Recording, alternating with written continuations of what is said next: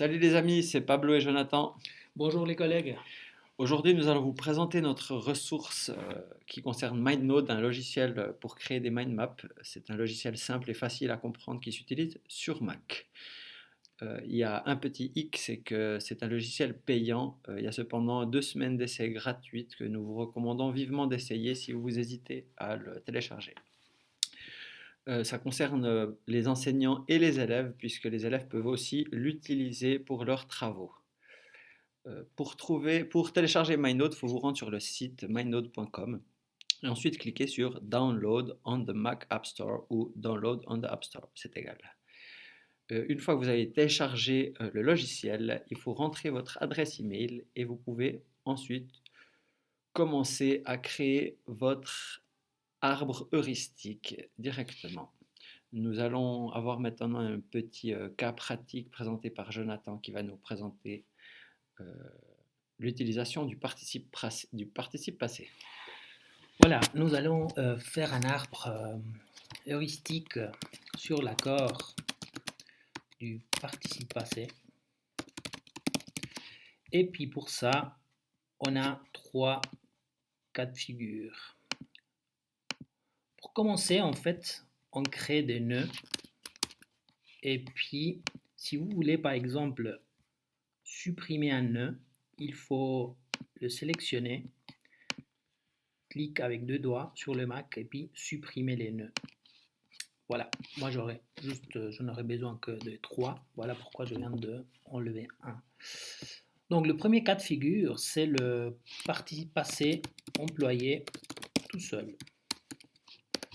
Ensuite, employé avec l'auxiliaire être. Et puis enfin, employé avec l'auxiliaire avoir.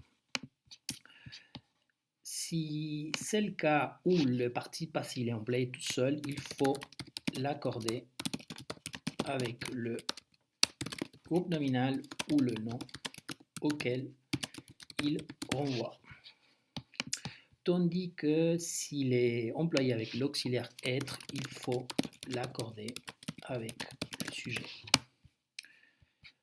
Maintenant, avec l'auxiliaire avoir, nous avons en fait il faut d'abord déterminer s'il y a un complément de verbe direct et puis ensuite s'il n'y en a pas, on n'accorde pas.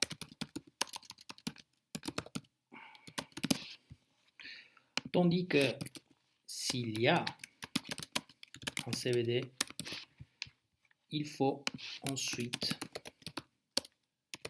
déterminer où il est placé.